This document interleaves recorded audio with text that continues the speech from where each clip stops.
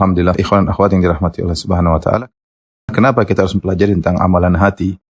Ya, amalan-amalan hati yang dianjurkan agar kita bisa mengamalkannya, dan juga penyakit-penyakit hati yang berbahaya yang harus kita jauhi. Banyak hal yang menunjukkan akan urgensinya kita belajar akan hal ini. Di antaranya, yang pertama, bahwasanya kedudukan seorang dan derajat seorang tergantung akan bersihnya hatinya. Oleh karenanya di antara doa Nabi Ibrahim alaihissalam, "Wala tukhzini yauma yub'atsun, yauma la yanfa'u malun wala banun illa man atallaha biqalbin salim." Kata Nabi Ibrahim, "Ya Allah, jangan kau hinakan aku pada hari di mana mereka dibangkitkan. Hari tidak bermanfaat harta dan anak-anak, kecuali orang bertemu dengan Allah dengan hati yang selamat." Oleh karena Nabi Ibrahim alaihissalam bertemu Allah dengan hati yang selamat. Kata Allah Subhanahu wa taala dalam ayat yang lain, "Wa inna min syi'atihi la Ibrahim idh ja'a rabbahu biqalbin salim." Dan di antara golongan yang Nabi Nuh alaihissalam adalah Ibrahim. Tatkala dia datang bertemu dengan Allah dengan hati yang bersih. Dan ini juga ditegaskan oleh Nabi SAW dalam hadis Abdullah bin Amr bin Al-As. Qila li Rasulillah, ditanyakan kepada Rasulullah SAW, "Ayun nasi afdal?" Ya Rasulullah, siapa orang yang paling afdal? Jadi sahabat bertanya tentang orang yang paling afdal. Mereka ingin tahu siapa orang paling afdal agar mereka bisa menjadi orang tersebut. Kita tahu pertanyaan-pertanyaan sahabat kepada Nabi bukan hanya untuk wawasan, tapi untuk mereka amalkan. Karena ini banyak dalam pertanyaan-pertanyaan sahabat ya. Amal yang terbaik, amal yang paling dicintai oleh Allah. Sekarang ditanyakan manusia mana yang paling afdal. Maka Nabi menjawab, perhatikan jawaban Nabi SAW. Kullu makhmumil qalbi saduqil lisan. Yaitu seorang yang disapu hatinya, yaitu dibersihkan hatinya, dan jujur lisannya. Para sahabat bertanya, "Ya Rasulullah, orang yang lisannya jujur kami paham ya Rasulullah. Apa yang dimaksud dengan hati yang dibersihkan, yang disapu ya?" Maka Nabi menjelaskan maksudnya makhmumul qalb adalah huwa taqiyyun naqi, yaitu hati yang bertakwa, yang bersih.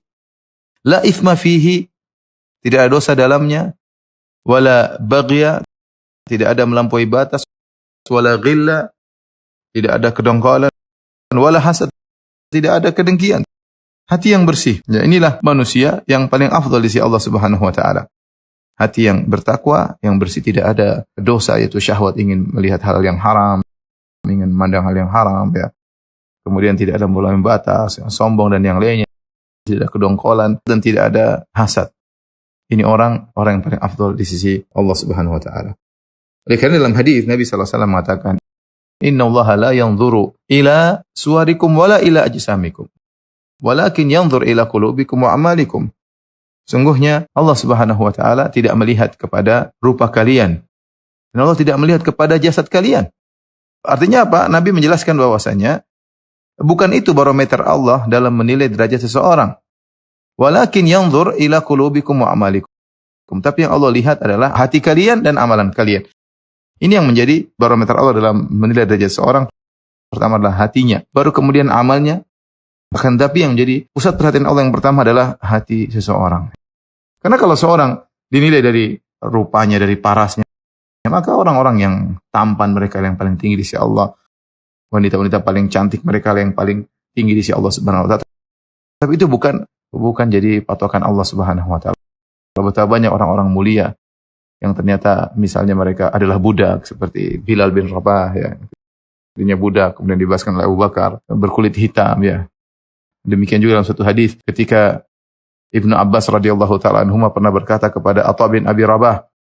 Kata Ibnu Abbas, "Ala urika imra'atan min ahli jannah." Wahai Atha bin Abi Rabah, maukah aku tunjukkan kepada engkau seorang wanita penghuni surga? Subhanallah. Atha berkata, "Bala." Tentu ya Ibnu Abbas, siapa wanita penghuni surga? Akhirnya Ibnu Abbas menyampaikan Rasulullah SAW pernah mengatakan ini perempuan penghuni surga. Kemudian kata Ibnu Abbas, "Hadhil mar'atus sauda." Inilah wanita berkulit hitam. Yang Rasulullah mengatakan dia adalah penghuni surga. Kok bisa wanita berkulit hitam ini menjadi penghuni surga? Atatin Nabi sallallahu alaihi wasallam faqalat. Dia datang menemui Nabi sallallahu alaihi wasallam lantas dia berkata, "Ini usra." Ya Rasulullah, aku terkena penyakit sara, yaitu semacam penyakit ayan atau aku kemasukan jin. Wa inni atakasyaf. Dan ketika aku sedang lagi kumat, terkadang sebagian auratku tersingkap. Fadu'ullaha li, berdoalah kepadaku ya Rasulullah agar aku sembuh. Maka kata Nabi sallallahu alaihi wasallam, In syi'ti sabarti walakil jannah. Kalau kau bersabar, kalau kau mau kau bersabar dan bagimu surga. Wa in syi'ti da'utullah an yu'afiyaki. Tapi kalau kau mau, aku berdoa kepada Allah, kau akan sembuh dari penyakit ini. Apa kata wanita berkulit hitam ini? Asbir. Aku milih bersabar. Ini atakasyaf. Tetapi ya Rasulullah, aku tersingkap ketika aku sedang koma. Yaitu dia malu. Kalau terlihat sebagian, subhanallah, bagaimana rasa malu wanita berkulit hitam ini. Ya, mungkin kalau dia tersingkap pun mungkin nggak ada yang lihat. Ya, mungkin nggak ada yang tertarik. Tapi dia punya rasa malu tinggi di sisi Allah Subhanahu Wa Taala. Maka dia berkata, Fadu'ullah li alla atakasyaf. Maka berdoalah kepada Allah untukku agar ketika aku kambuh tidak tersingkap. Fada'alaha. Maka Nabi SAW mendoakan. Ini dalil bahwasanya wanita ini penghuni surga. Dia lihat dia berkulit hitam, terkena penyakit.